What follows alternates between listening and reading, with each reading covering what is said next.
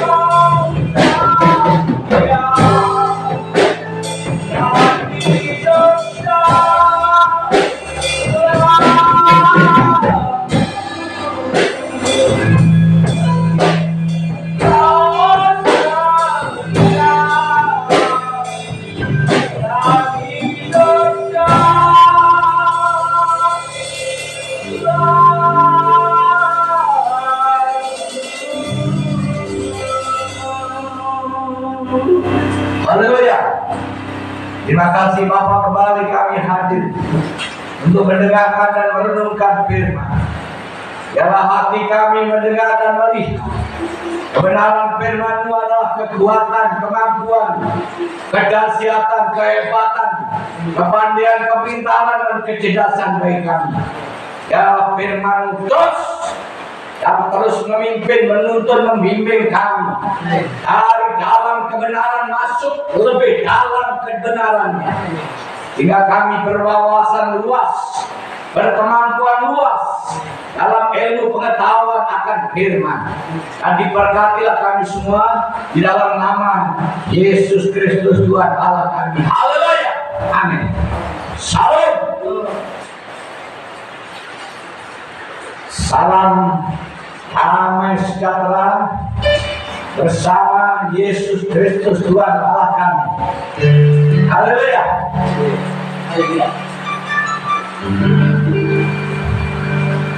Baik saudara, pagi hari ini kembali kita akan dibenarkan, akan terus diperbaharui, akan terus dipimpin, akan terus dibentuk oleh firman, sehingga di dalam kehidupan kami akan semakin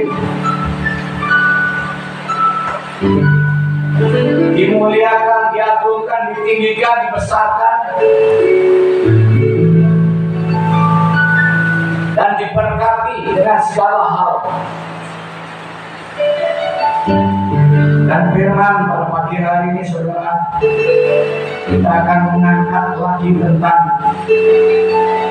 yaitu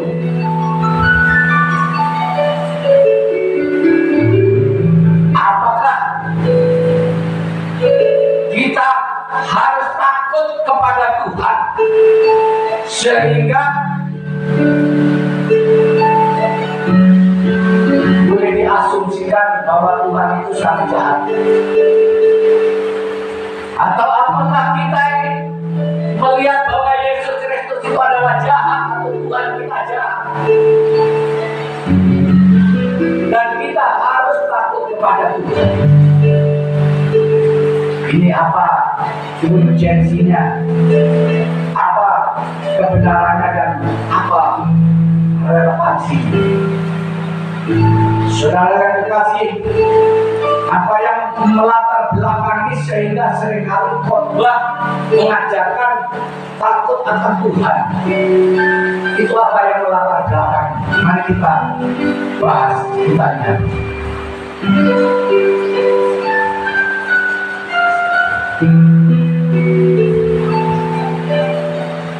Kalau kita melihat dalam perjanjian lama, 2 Samuel pasal 6 ayat 7.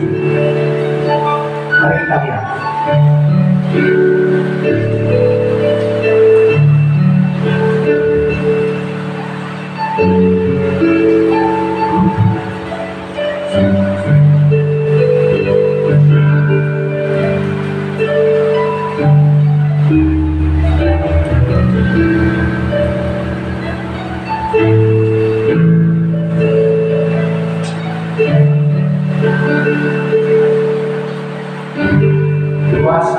Pasal 6.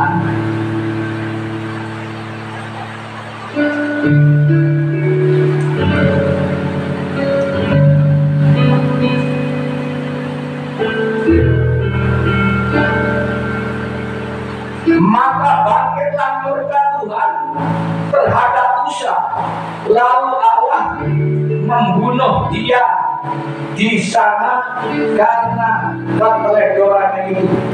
Ia mati di sana dekat tabut Allah. Pada saat itu ada sebuah cerita, Daud memindahkan tabut Allah itu dari Yerusalem. Di tengah-tengah perjalanan tergelincirlah kereta-kereta militer. Lalu saya ini berusaha untuk menolong kereta ini, sehingga Usa mati. Dan Usa dijelaskan di sini. Maka bangkitlah murka Tuhan terhadap Usa, lalu Allah membunuh dia di sana karena keteledorannya itu.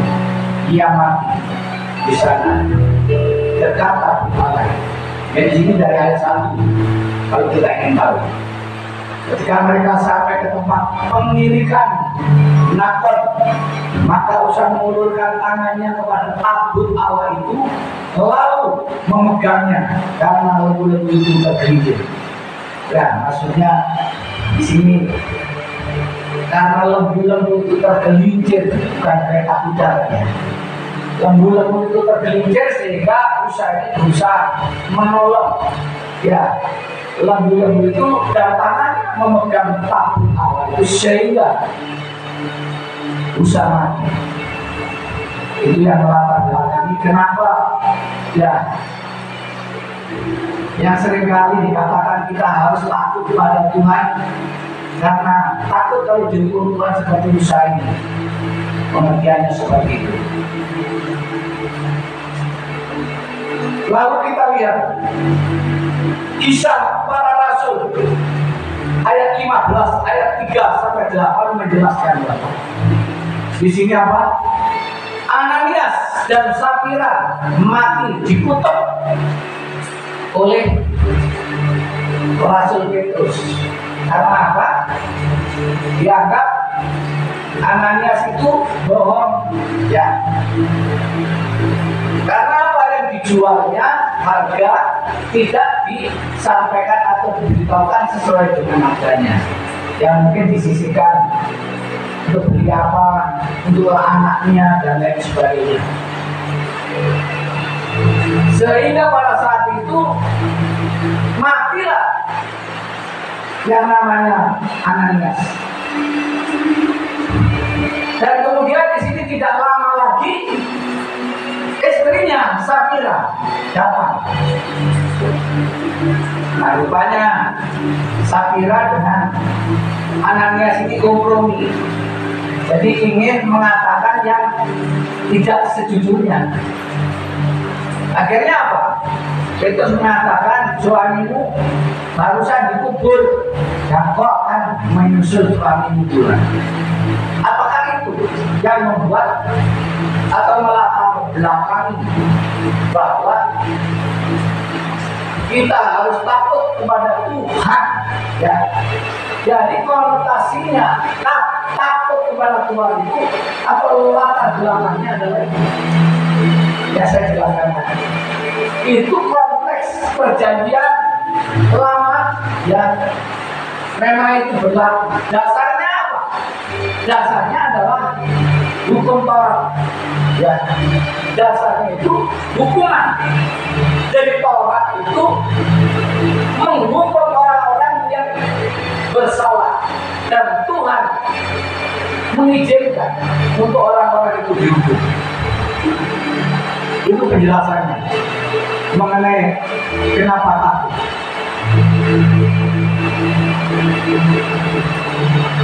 Jadi kalau Ulangan 10 ayat 20 di sini menyatakan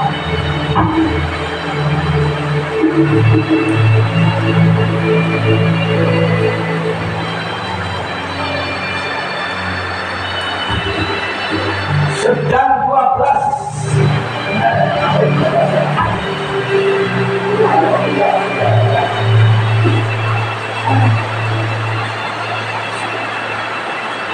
Ulangan 10 ayat 20.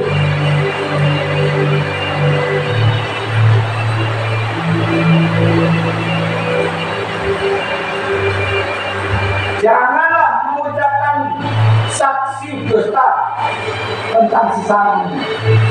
Jangan mengingini istrimu sesamamu dan jangan menghasratkan rumahnya atau ladangnya atau hambanya laki-laki atau hambanya perempuan atau lembunya atau keledainya atau apapun yang dipunyai sesamanya. Ini adalah merupakan satu bentuk larangan-larangan yang terdapat itu di dalam hukum. Sehingga Allah selalu memperingatkan, jangan lagi yang membuat atau menghantui ya seseorang yang kehidupan masa zaman Musa itu menjadi bahkan puluhan ribu ya yang dianggap tidak taat terhadap hukum itu mati tewas di padang gurun. Itu yang terjadi. Apa itu yang melatar belakang? Lalu kita melihat Ulangan 17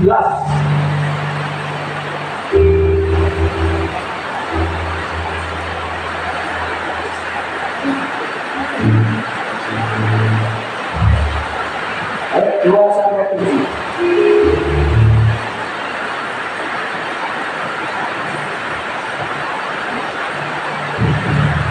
Hukuman mati untuk penyembah berhala apabila di tengah-tengahmu di salah satu tempatmu yang diberikan kepadamu oleh Tuhan Allahmu ada terdapat seorang laki-laki atau perempuan yang melakukan apa yang jahat di mata Tuhan Allahmu dengan melangkai perjanjian dan yang pergi beribadah kepada kepadanya, atau menyembah kepadanya, atau kepada matahari atau bulan atau segenap tentara langit, hal yang telah dilarang. Dan apabila hal itu diberitahukan atau terdengar kepadamu, maka engkau harus memeriksanya baik-baik. Jika ternyata benar dan sudah pasti, maka di sini. Jika ternyata benar dan sudah pasti, maka pekerjaan itu dilakukan di antara orang Islam. Maka kau harus membawa laki-laki atau perempuan itu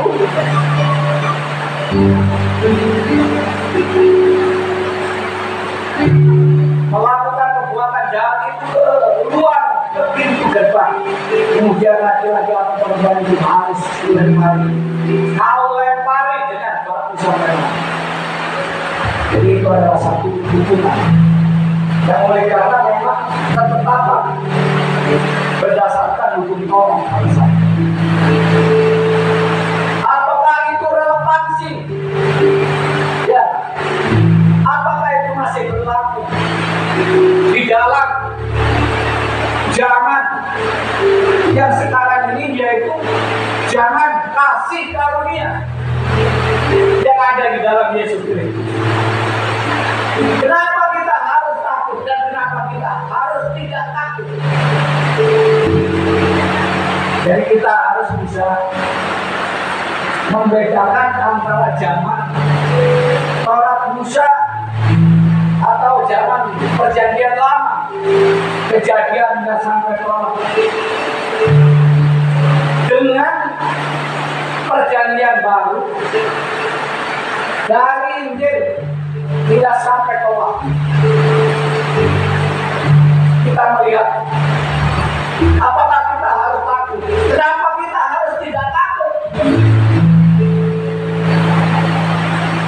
Jawabannya mari kita lihat Yohanes pasal 8. Injil Yohanes.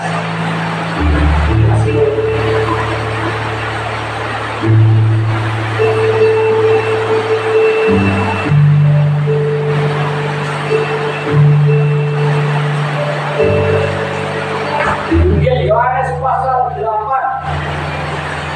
ayat 1 sampai 11.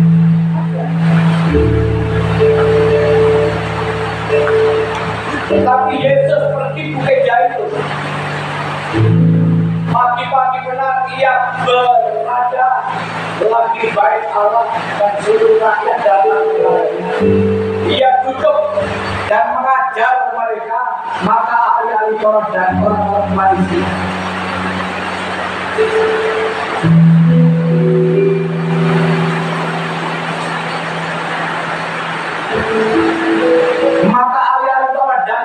Farisi membawa kepadanya seorang perempuan yang kedapatan berbuat zina. Mereka menempatkan perempuan itu di tengah-tengah. Lalu berkata kepada Yesus, Rabi, perempuan ini berterangkap basah ketika ia sedang berbuat zina.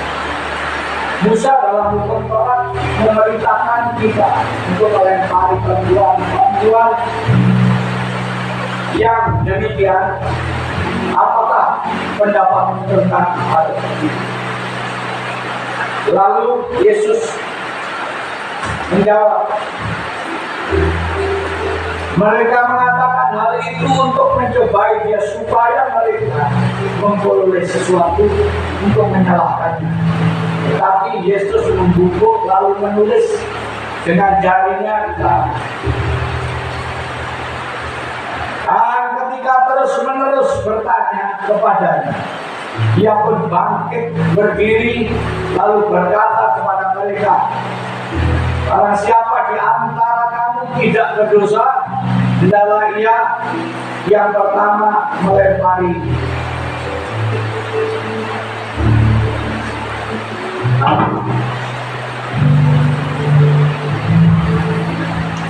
Melempari batu kepada perempuan itu. Lalu ia membungkuk pula dan menulis di tanah.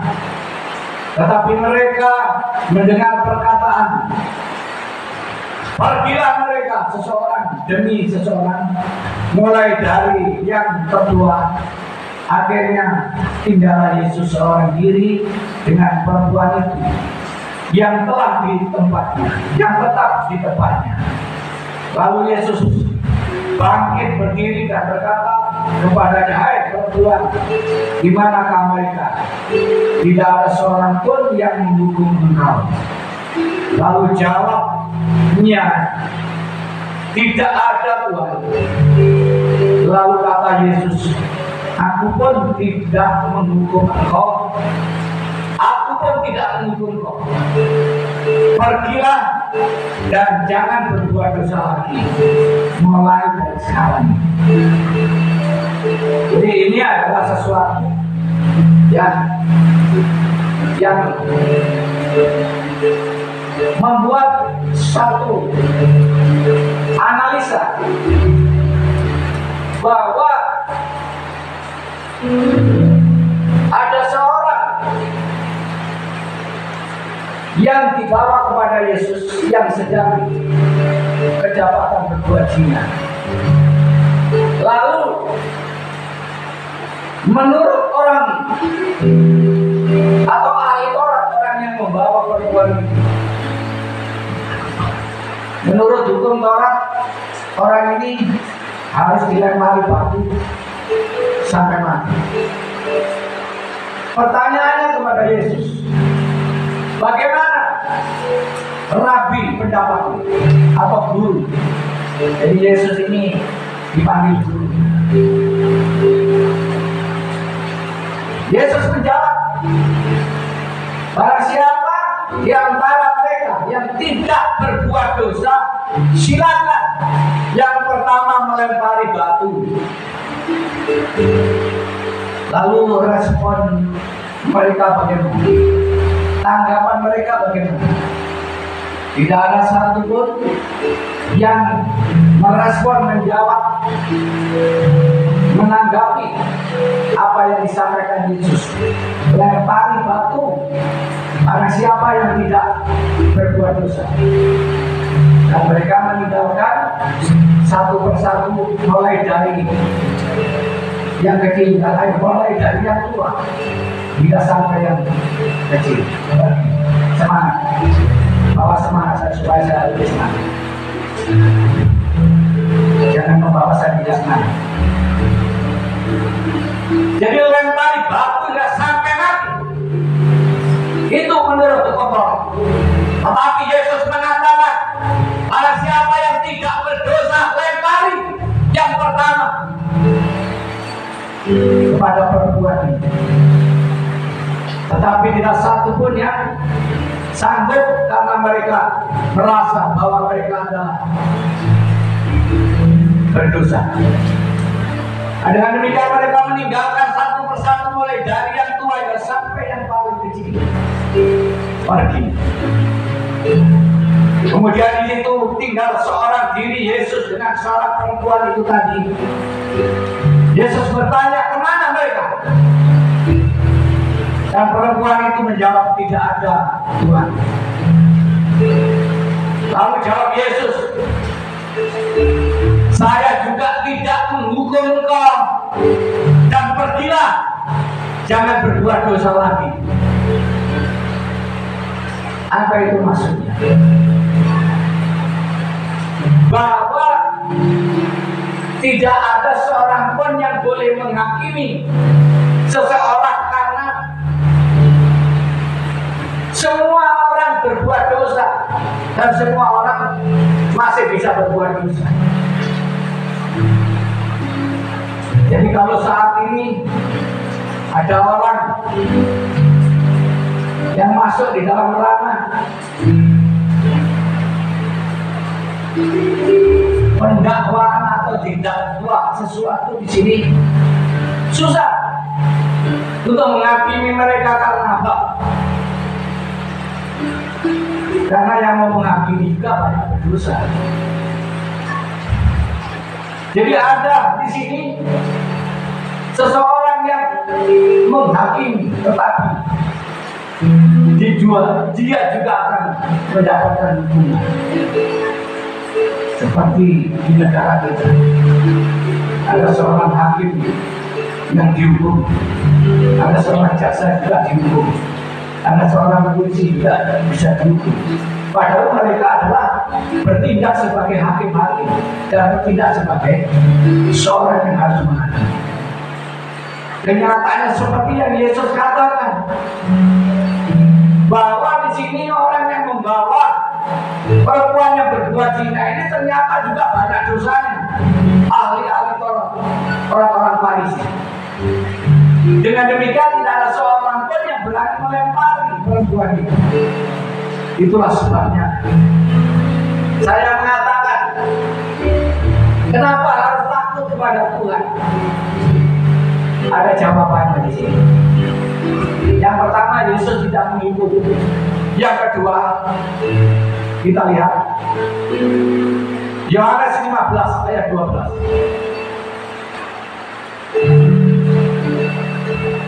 Tidak ada yang amin. Amin kalau ya tubuh. Coba ngomong amin. Biar lebih serius. Amin. Ngomong amin. Amin. Yang pertama, Allah sudah tidak menghukum. Amin. Amin. Allah membebaskan dari hukuman kekal maupun hukuman, amin, yang ada di dalam dunia. Tetapi negara masih dihukum. Tapi bukan Allah. Jangan ngantuk, jangan lemes lihat. Kok lihat aja kok lemes ini. Ya. Tidak aku konsentrasi. Si bandar ada Pak, ada sedikit musik. Suara, dan aku semangat. Nah, yang pertama takut, yang kedua di sini takut.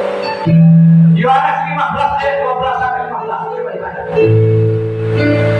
Yohanes 15 ayat 12 sampai 14. Inilah perintahku, yaitu supaya kamu saling mengasihi seperti aku telah mengasihi kamu. Ya, tidak ada kasih yang lebih besar daripada kasih seorang yang memberikan nyawanya untuk sahabat-sahabatnya. Apa ada?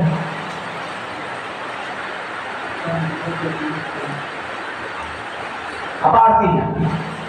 Yesus adalah sahabat bagi orang-orang Kristen. Yesus adalah teman akrab atau teman karib bagi orang-orang Kristen. Sehingga kenapa kita harus takut? Nah, saya lebih mengatakan di sini hormat. Allah itu layak kita hormati, kita hargai, tetapi tidak harus kita takuti. Amin. Aminnya tak kayak itu, mau saya. Amin. Iya.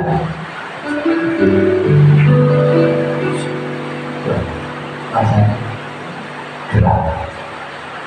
Jadi apa ini? Allah itu sahabat kita, Yesus itu sahabat kita, pasti betulnya musik itu. Kalau sudah betul, jangan dimasukin. Itu action. Saya nggak suka apa action. Nah, jadi di sini adalah kenapa kita harus takut? Karena apa? Allah itu apa? Tidak baca. Baca dulu tadi saya sudah ngomong kamu dan karena betul-betul yang dari goblok. Iya. Tidak betul. Coba baca. Yohanes 15 ayat 12.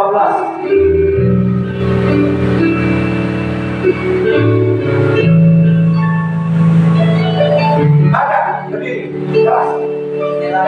Inilah perintahku, yaitu supaya kamu saling mengasihi seperti aku telah mengasihi kamu. Tidak ada kasih yang lebih besar daripada kasih seorang yang memberikan nyawanya untuk sahabatnya. Kamu adalah sahabatku jikalau kamu berbuat apa yang kuperintahkan kepadamu. Nah, jadi Yesus yang pertama tidak menghukum, yang kedua Yesus itu sebagai apa? sahabat. Sahabat. Kenapa kita harus takut dengan sahabat? Kenapa? Masa tidak perlu takut. Masa dengan sahabatnya saja takut. Tapi kalau kita mau minta, kita ada keperluan, kita membutuhkan segala sesuatu, dan kita harus minta, kita harus ngomong.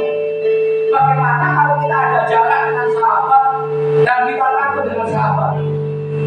Susah kita mau mengutarakan atau menyampaikan unek-unek ya keperluan dan kebutuhan. Susah ya.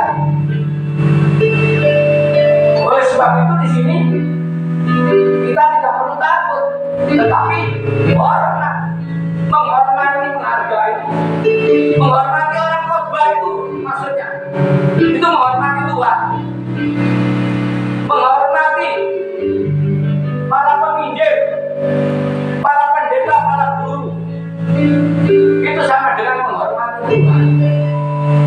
Ibadah yang benar, ibadah yang baik, ibadah yang sungguh-sungguh, pelayanan musik yang sungguh-sungguh, itu yang dimaksud menghormati Tuhan. Tidak perlu takut sama Tuhan, tetapi menghargai, menghormati Tuhan. Jadi orang yang takut itu selalu hidupnya itu terancam, tertekan. Makanya kita tidak perlu takut dengan sahabat kita. Kita tidak perlu takut dengan sahabat kita. Tidak perlu takut.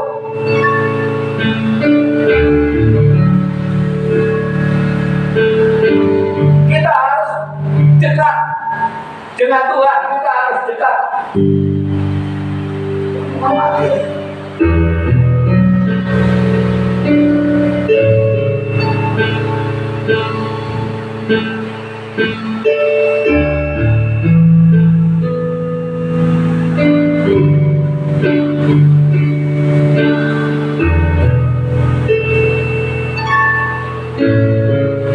Jadi kita tidak perlu takut akan Tuhan, tetapi kita hormat kepada Tuhan.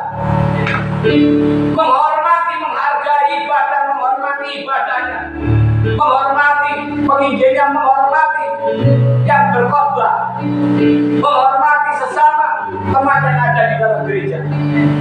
Itu adalah pengertiannya. Jadi takut akan Tuhan itu tidak berlaku bagi orang-orang Kristen, tapi hormat kepada Tuhan, menghormati sahabatnya, dan menghormati yaitu Tuhannya, menghormati sesama umatnya. Itu pengertiannya hormat. Lalu yang berikutnya yaitu kenapa kita tidak harus takut? Yohanes 14 ayat 8 masuk di mana? Pakai berdiri.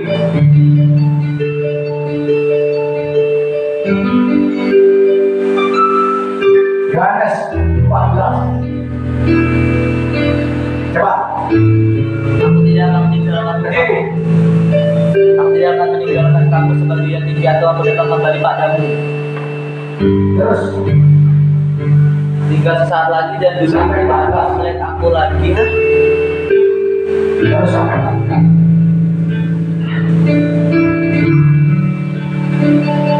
Ayat 8 sampai 14. Kata Filipus kepadanya, Tuhan, tunjukkanlah Bapa itu kepada kami. Sudah cukup bagi kami, kata Yesus kepadanya. Telah sekian lama aku bersama-sama kamu, Filipus, namun kamu engkau dia mengenal aku. Barang siapa telah melihat aku, ia telah melihat Bapa. Bagaimana engkau berkata, tunjukkanlah Bapa itu kepada kami? Tidak percayakah engkau bahwa kami di dalam Bapa dan Bapa di dalam aku? Apa yang aku katakan kepadamu tidak akan kuceritakan dari diriku sendiri, tetapi Bapa yang diam di dalam aku, dialah melakukan pekerjaan. Yang percayalah kepadaku bahwa aku di dalam Bapa dan Bapa di dalam aku. Atau setidak-tidaknya percayalah karena pekerjaan itu sendiri. Aku berkata kepadamu, sesungguhnya barang siapa percaya kepadaku, ia melakukan juga pekerjaan-pekerjaannya aku berkirim pada Bapa. Dan apa juga yang kamu minta dalam namaku, aku akan melakukannya, supaya Bapa dipermuliakan di dalam Anak.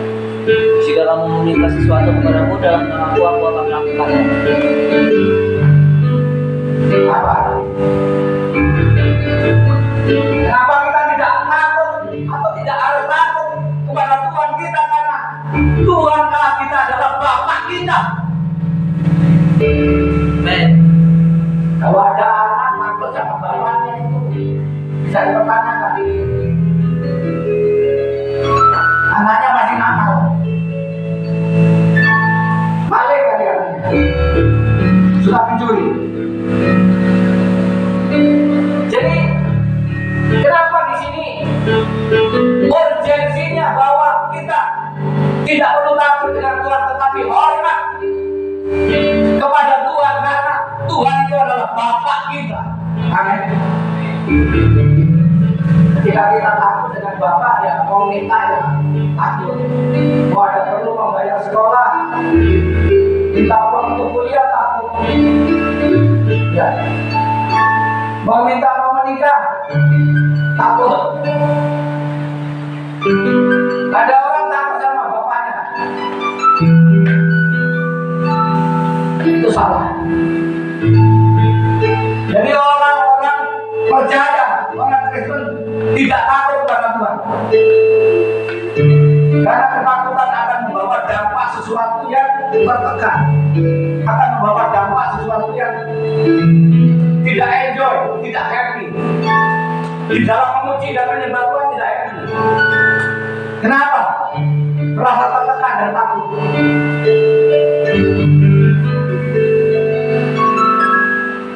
Jadi kalau hari Minggu ibadah harus kita mengutamakan, jangan pikirkan yang lain. Rasa hormat kepada Tuhan, kepada Allah kita ini penting. Saya tidak mengajarkan takut kepada Tuhan kita. Hormat jauh lebih baik daripada takut. Kalau menghormati, saling menghormati itu ada bagus. Jadi kalau kita mengatakan sesuatu yang misalnya tidak pantas kepada orang yang kita hormati, jangan jadi. Karena apa? Menghormati. Kamu mengatakan kata-kata yang tidak pantas dengan orang tuamu, benar tak? Saudara, tidak benar. Jadi orang tua harus dihormati. Kalau anak nggak bisa menghormati orang tua, menyesal hidupnya, tidak akan menjadi anak yang baik. Karena itu anak-anak perhatikan firman Tuhan. Amsal juga mengatakan, perhatikan, ikuti didikan orang tua, nasihat orang tua, simpan di dalam hatimu supaya panjang umur. Kepada Tuhan juga begitu, hormat. Saatnya kita beribadah, serius beribadah. Jangan memikirkan hal-hal yang bukan ibadah. Jangan mengerjakan sesuatu yang bukan ibadah. Itu maksudnya. Itu kebenaran. Jadi lakukanlah dengan menghormati, menghargai pendeta, pengkhotbah, penginjil, dan jemaat yang lain. Itu ajaran dan didikan firman Tuhan. Karena apa? Tidak ada seorang yang lebih besar kasihnya selain yang memberikan nyawanya bagi sahabat-sahabatnya. Itu siapa? Yesus.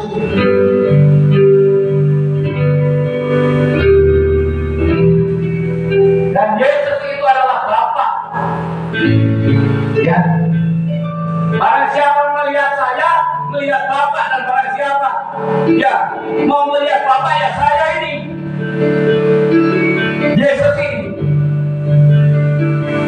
Jadi firman Tuhan mengatakan bahwa kekristenan itu punya sahabat dengan Tuhan, punya Bapa dengan Tuhannya. Memangnya Yesus itu nenekku apa? Oh, iyalah, memang nenek saya. Karena apa? Bapak saya. Dan Yesus itu sahabat saya. Kenapa saya harus takut?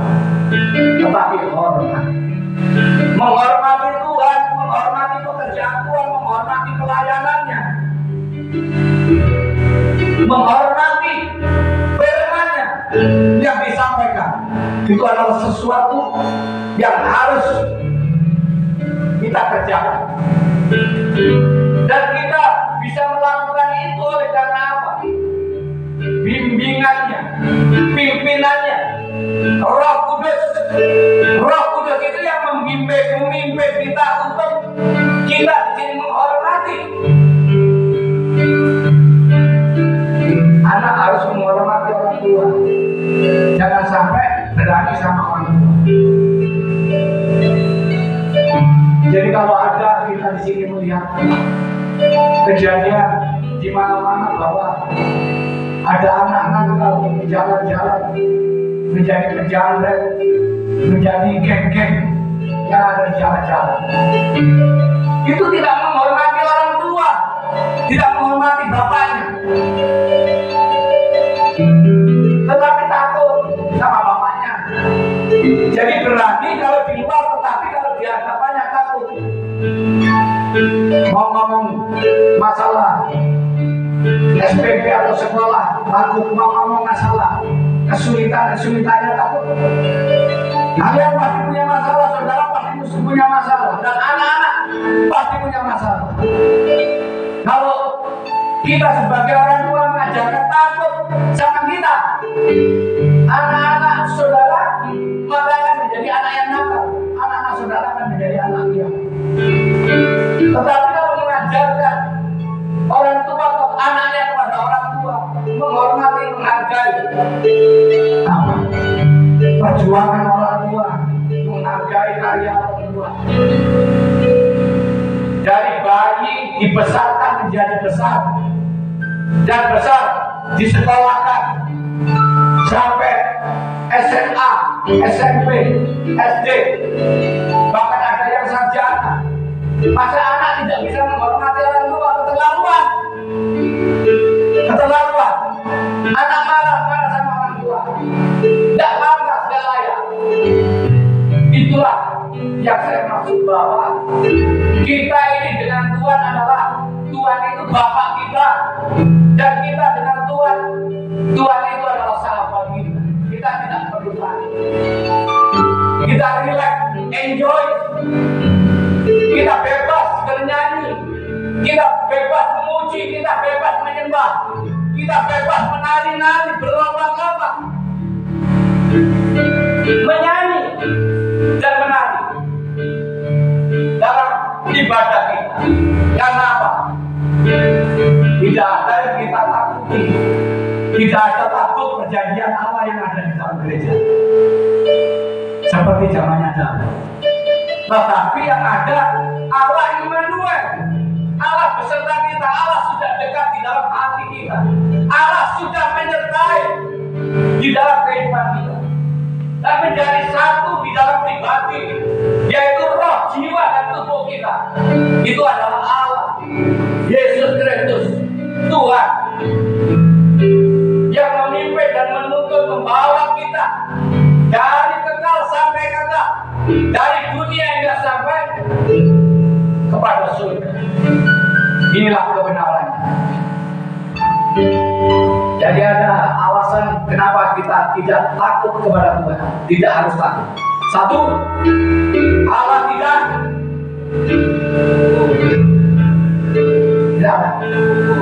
Allah tidak menghukum. Kedua, Allah sahabat. Sahabat itu apa? Teman karib. Teman punya sahabat-sahabat. Saudara punya sahabat-sahabat. Punya musuh atau punya sahabat, saudara? Orang yang baik yang punya sahabat, jangan punya musuh. Jadi kita harus banyak sahabat-sahabat. Jangan banyak musuh. Musuh jangan dicari.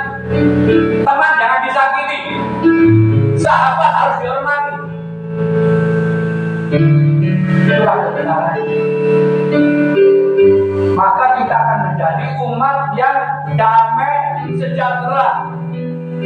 Karena kita punya sahabat, Tuhan kita sahabat, Tuhan kita adalah Bapak kita, dan Tuhan kita tidak menghukum kita. Jangan sedikit-sedikit takut. Saya ini kok cari uang susahnya, apa saya dihukum Tuhan atau apa? Kerjakan pekerjaan saya kok susah, gak dapat omset, gak dapat pelaris, apakah saya ini dihukum Tuhan apa? Tidak. Allah tidak menghukum umatnya, Allah tidak menghukum orang-orang yang percaya. No condemnation the name Jesus Christ. Amin. Doa itu lemah. Yang keras. No condemnation the name Jesus Christ. Amin. Amin. Tidak ada penghukuman bagi orang-orang yang di dalam Yesus Kristus. Itu adalah kebenarannya.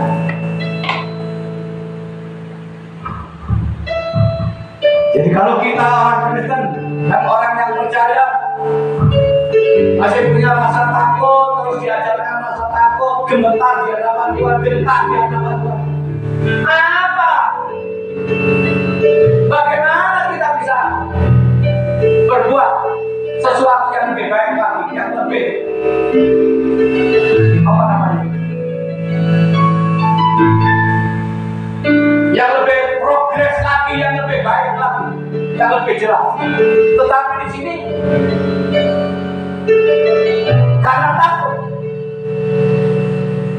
jadi mau begini tak boleh, mau begitu tak boleh, pakai sendal jepit tak boleh, pakai kaos tak boleh, dan lain sebagainya. Harus takut pada Tuhan setiap hari, harus melipat tangan, melipat lututnya. Jadi nggak boleh doa sembahyang dengan berdiri. Nah, kalau seperti itu maka dunia ini akan sempit, keimanan akan sempit, kekristenan akan sempit. Banyak pendeta yang mengajarkan takut akan Tuhan. Ya, memang takut akan Tuhan bermula dinikmati dalam Amsal.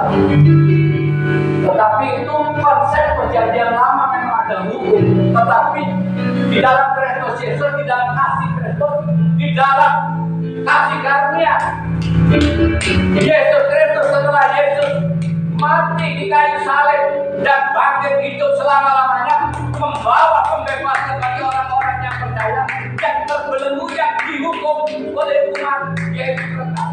Tetapi Yesus membebaskan dari semua hukuman kekal dan membebaskan dari kutuk hukum Taurat. Itulah kebenaran di dalam Yesus. Amin. Inilah firman Tuhan yang cukup solid. Kritik, tolong dikritik, saudara. Khotbah saya ini sedikit agak marah, tapi untuk kebaikan. Boleh nggak khotbah agak marah? Boleh. Siapa yang marah? Tapi untuk kebaikan.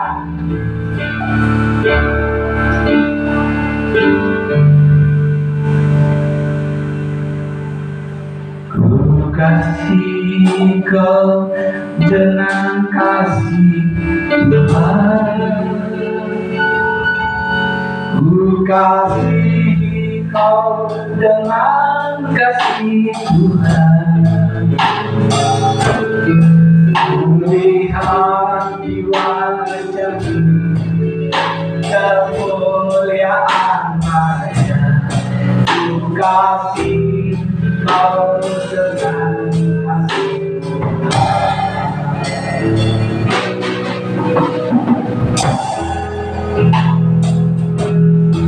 Ku kasih kau dengan kasih Tuhan. Ku kasih kau dengan kasih Tuhan. Ku lihat di wajahmu kemuliaan-Nya. Ku kasih kau dengan kasih Tuhan. Ku kasih kasih Tuhan, ku kasih kau dengan kasih Tuhan. Ku lihat di wajahmu,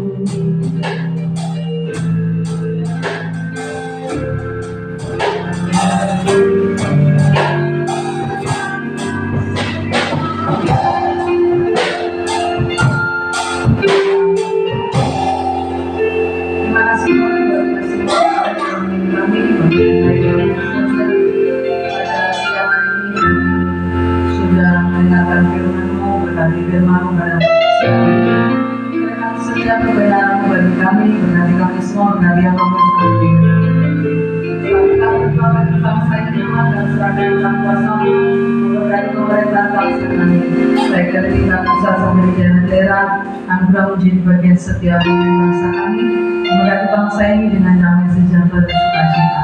Bangsa-bangsa yang lain di seluruh muka bumi ini Tuhan berkati. Baik mereka terlibat konflik peperangan, Tuhan akan memperkenalkan mereka karena sumber kedamaian itu.